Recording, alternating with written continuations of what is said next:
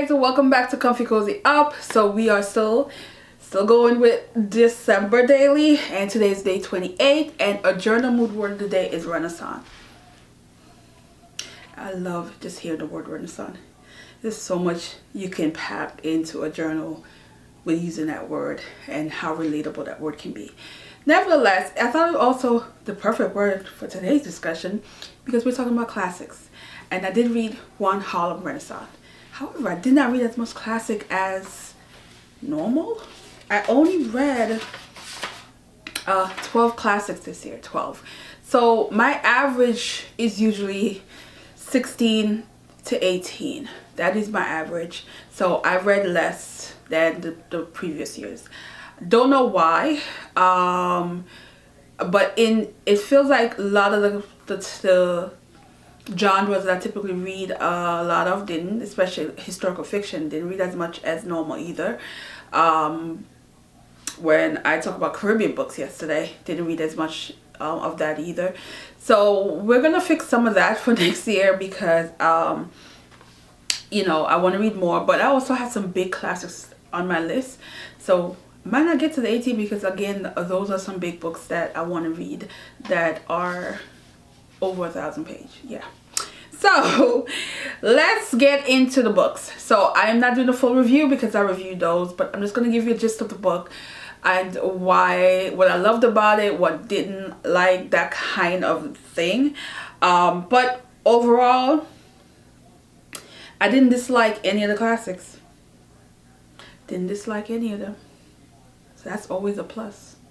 And for sure, there's some no, there's one I didn't care for. You'll see why. There is one I didn't care for, and you know, you might see some favorites. Well, might see for my top 10.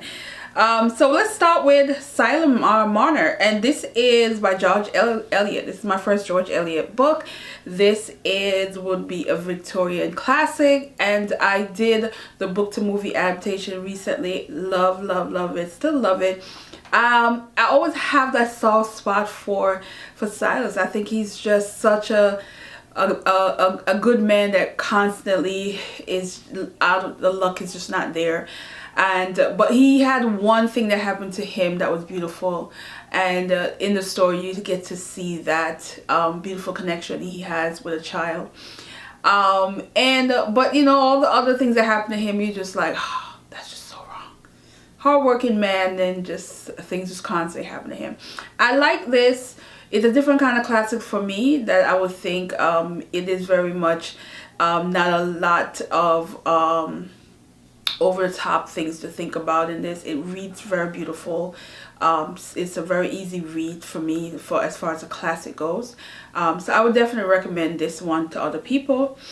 The next book is a Harlem Renaissance book, and this one is Fire in the Flint by Walter White. And oh my God, love this. Oh my God, this is one of those Harlem Renaissance books that absolutely was for. This is one of those books that, you know, it's not going to give you the ending you want. It's not going to give you the ending you want, but it's just done so good that you are going to still feel fist pump how the author just did this. It's just the way the Harlem Renaissance authors wrote back then. They were before their time, and the things that they tackle, things that they talk about, it's so nothing to us now, but just thinking about when it was written, and you see why it was like such a good read for me. This follows a young doctor who he's confident. He wants to move back to his hometown. He wants to move back and, you know, make things better, and he has this motivation, this ambition to do that. However, you know, we're in Jim Crow era. We're in the beginning of the Klans, and he is giving people motivation to talk, and what happens when you allow people to open their mouth, and things happen. And it was just so good. It's a really good one. I love this one. Then the book that was just like, I had to do it because of James. So that is Adventures of Huckleberry Finn and Mark Twain. I read it just because I needed to really get into James, and I'm not disappointed that I had to read it. I feel like it's one of those classics that I read as a kid without realizing what I was reading. It was one of those, you know, you gotta read it, and it comes off a certain way, but when you read it as an adult, there's a bitter taste that it gives you, and my face was like this most of the time reading it, and I wanted to get over with. I would say for what it is and the fact that it is rooted in adventure but stars as child, it's still a classic that I think, you know, is just like one and done. It's one of those, you read it one time and that's it. That's just how I feel. I know a lot of people love it. It just, so the language in there was just like, I had enough of the N-word. How people were portrayed, yeah, it was a rough one. I'm not even going to, I'm sorry, it was not for me. As an adult, absolutely not for me. Then we have Leroy. I think it has two titles. I think it depends on where you go. My title was Isla Leroy, but I think you can get Shadows Uplifted. This is Frances Ellen Watkins. I think she has a married name if you Google her on her, which I think is Harper or something like that. This one is also an early, a late Victorian one. And this one, I was very impressed with this one, but this one felt so memoirish, non-fiction-ish, not memoirs, it's absolutely not memoir, sorry. It felt very non-fiction. It felt like this really did happen. So it follows a woman whose father is in slavery time. This is pre-Civil War. So the way the story starts is pre-Civil War, then Civil War, and the aftermath after. So pre-Civil War, this white man is married to a black woman. However, the black woman is, many believe she was a slave, but she was technically not. But to the whole setup, you have to read the book, because it's hard to get into it. The woman is really a one drop. She can be passed. She's like passing. Only those who have been on the plantation would have known that she wasn't, you know. Anyway, he loved her and didn't care. Knew what she was, and did not. And of course, they had kids. So they had kids. They're raising their kids, and then lo and behold, Civil War is happening. Civil War is about to start, but the father passed away. And then you have the disgruntled family member who knows their secret, disclose it to others. So now they're no longer free because they're children of a slave woman. And even as much as they, to the eyes of others, they look very white, that's not happening. So they now have to flee. They have to, things are happening. The son in this decided that he's going to join the army, and he's going to fight against what he's known. Is basically the South, where he's from. And she's like in school, and there's things happening where she has to, her secret is going to be exposed of the fact that she's not white, even though she looks like the rest of them. I liked how they handled the one drop thing in this. I liked how think about the fact that this was written back in 1892, and there are so many things that's highlighted in this story that I think I really liked, because I find a lot of times in classic where there's one drop, the said person is oftentimes living the white part of them, and not wanting to disclose what they are, versus in this you have a character who she's never gonna not disclose who she is. She is very much letting people know who she is, and she's taking the consequences of it, of people not wanting to give her jobs, people not wanting her to work around them when they realize that she is, you know, part black. but it also opened up the discussion that because she's one drop, she's easy to look at. So even when she disclosing that I am black, the people looking at her, still there are some rare that she doesn't get, I don't think, the treatment she would have gotten if she was dark skinned.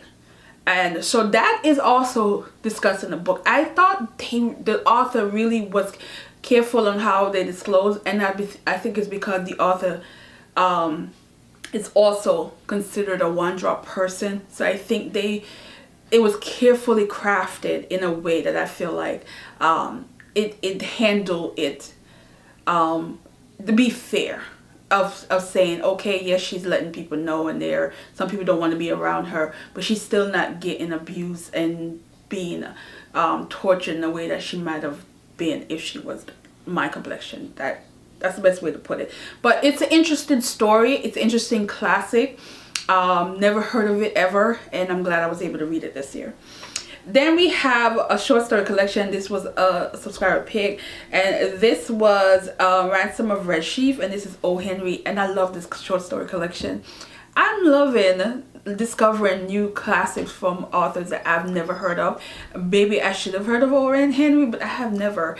And I really enjoy this classic collection. I thought it was well done. I thought it was funny. I love the main story, the Red Chief. The kid is just terrible, and there is, you know, they kidnap the kid, but they're willing to bring the kid back because the kid was that rotten and you know, was driving them crazy, especially one of the kidnapper.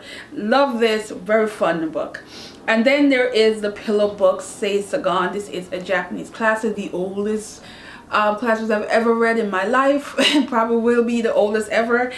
And it is sort of like not known exactly the year. They're saying 990s to about 1002. Take it how you want to take it, because there's a different edition to this. There's different people who edit this, and it comes out a little different. It depends on who is actually like publishing this. So yeah, that's the best we can do with that one. Then we have a modern classic. So this is one of the later ones. This is probably the more newest one on the list, yes. And this is Channeling Crossroad by Helen Huff. And this is a very tiny book written in letters.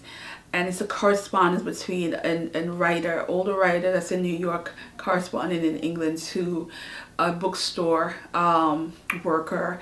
And she's have this drive and this love for books that are old, first edition or out of print, and they have specialized in getting those. And it's during a period of time where things were happening in England. There's rational food, there's things that happen. So you get her compassion, but also her passion for books and stories, and the joy she gets when they're able to give her what she requests. I really thought this was like nonfiction, fiction, but apparently it is based on a true story. And this is a correspondence that went over 20 years. And when you read in the beginning, you kind of get the idea that they probably will never meet, that kind of deal. But I really love this. This is a book lovers kind of book. This is one of those books that if you love reading and you love classic and you love those first edition books, you will smile with this, because it's just a warm book and a really good cozy read, and you can read this in a one sitting because it's very short. Then we have another classic that I was not familiar with. This is also another black author. This is Conjure Woman, and so I'm really happy on this list. I was able to get 3 black authors on here for classics, because they're very hard to come by, especially for Victorian time. And this one is a Victorian one, and this is from Charles W. Chestnut, and this is also a one-drop author. This is the author that, even though he was able to live as a white man, he will never deny his grandmother, his great grandmother. He will never.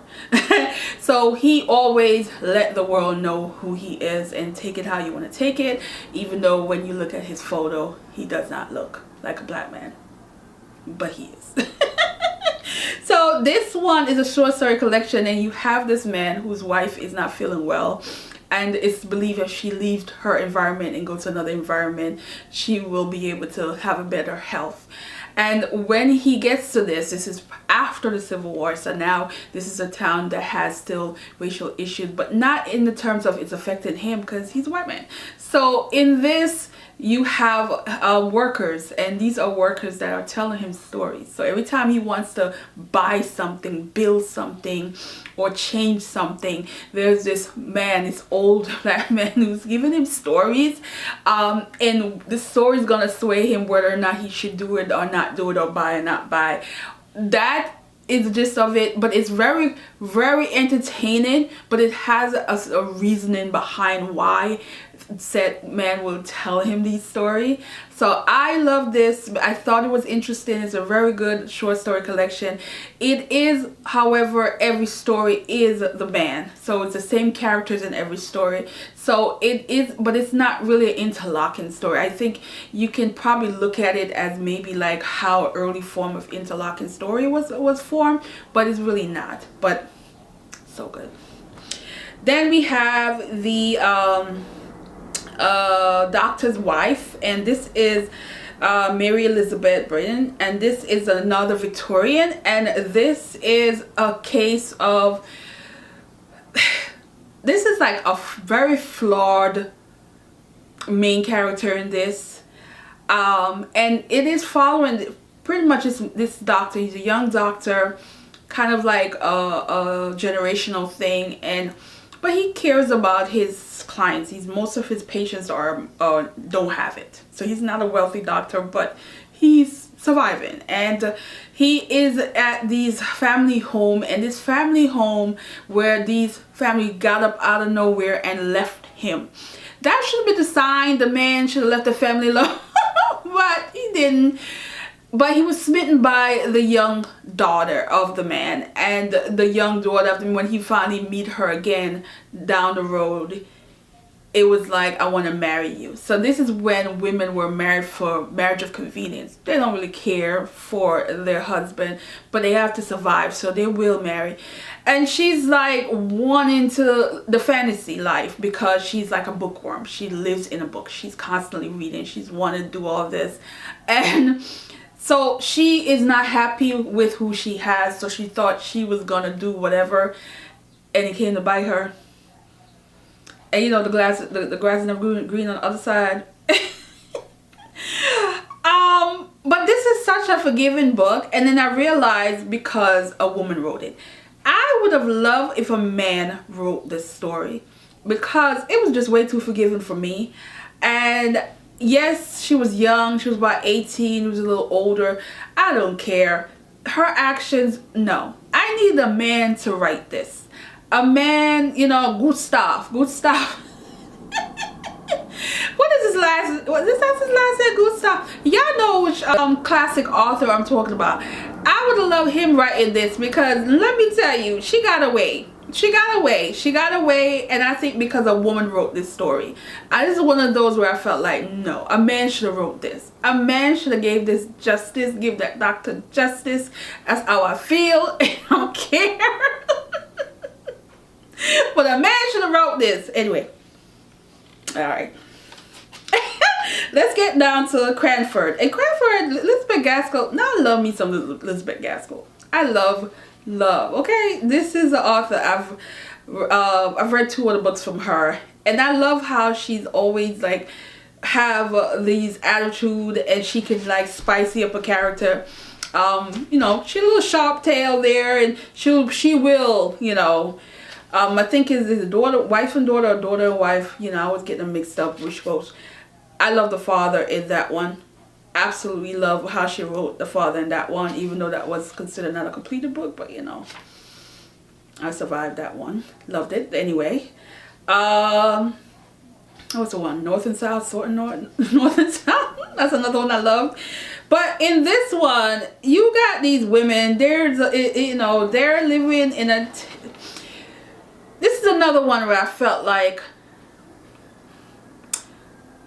I have to side eye a little bit, because these are, you know, following 2 sisters. They're pretty much Spencers, and it's that whole idea of I can survive by myself, I don't need a man kind of deal. But then something happened where you feel like there's that regret, there's that wanting, there's that what ifs, there's that if I could do it all over again.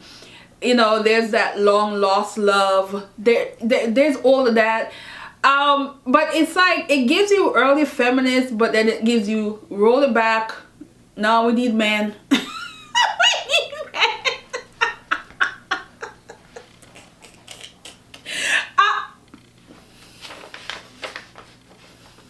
But we still ride for it. We still ride for it. And then we have The Secret Agent, and this is Joseph Conrad. Now this is also right after the Victorian time. So this is 1907. So it missed it by a couple of years.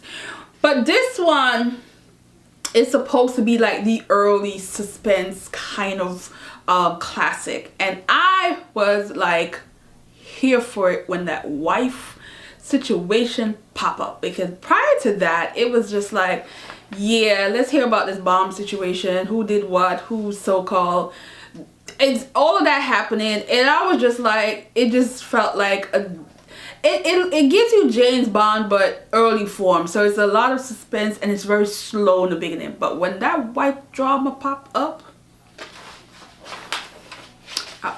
the page was going. I just love her character in this, because homegirl was like, you ain't gonna use my family. No, you're not. I was like, hell yeah for this one. Yeah, this is definitely, I need to see the movie. I need to see the whatever adaptation they have of this, and I'm so mad that I wasn't able to, but we will find a way to see if I can get access to it, because for whatever reason it's blocked. But yeah, that was also a subscriber pick. I would have never known about this one. But when you think of modern day suspense thriller, Joseph Conrad. And then the last book, which is giving mystery suspense, and is My Cousin Rachel by Daphne du Maurier. Hell yeah. And I tell you, I love this book. I want this to own it. I literally wanted to own it. When I went to Barnes & Noble, I was hoping that they had the classic of this. They do not have it, so I'm gonna have to get it online. And I'm so like, need to own this copy. I did this from through the library, so I'm glad I was able to read it through the library, but this copy needs to be mine. And I don't want a movie cover copy, but this was so good. This is definitely a reasonable doubt book. This is like, she crafts the reasonable doubt situation, and depends, I think this is one of those books that depends on who reads it and the conversation you could have. There are going to be people that are going to be on opposite side when it comes to Rachel. I was so here for it. Rachel character is just giving me so much like, you are still gonna not know her like you think you do, that kind of deal.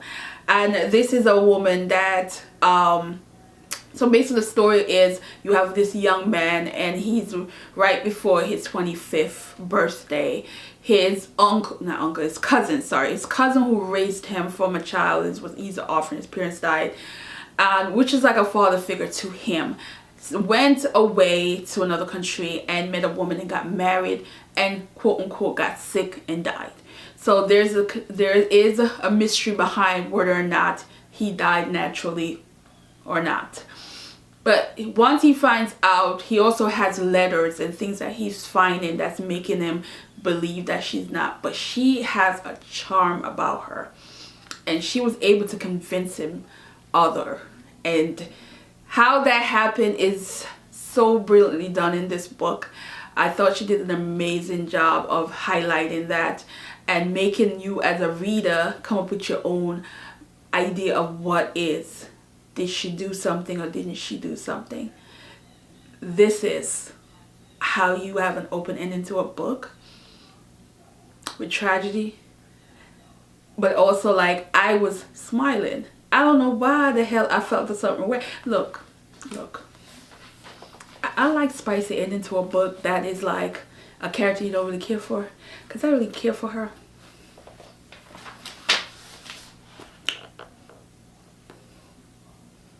But you know, things happen. I don't know. had a Anna Karina moment. I did. Forgive me, y'all. But it's a book. It's a book. It's a book. It's a book, okay? So I was having my moment at that end. But I did a book to movie adaptation, and I felt like whoever did the screenplay was one-sided, was all the way on the other side. I'm over here and they're all the way over here, because that movie was very one-sided. But it's alright, because I read the book. Okay. Alright guys, that is the last book. I love classic. I love classic. I think I can appreciate it as an adult versus if I was younger trying to read classic. I think when I was younger, these books would have never entertained me the way it entertains me now. And I think that is my I love how I was able to discover classic on this level. And it's only been, I mean, besides Jane Austen's book, I didn't love classic like I love it. I think maybe 5 years now, 6 years, where I just had this moments where I'm loving the craft, I'm loving the storyline, I'm loving the time period and the shenanigans that happened during that time. And some of it is laughable because of how we are now in, you know, modern society versus then.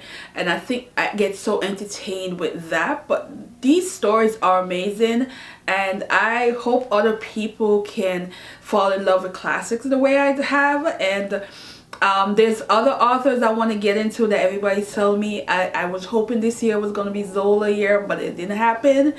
So Amelia Zola, you know, maybe next year will be the year that I can join on that ride with that author and some other ones that I know people have told me I need to get into. But this is also your opportunity. Let me know some of the classics that you would love for me to get into.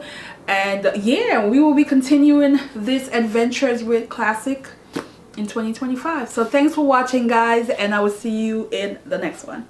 Bye.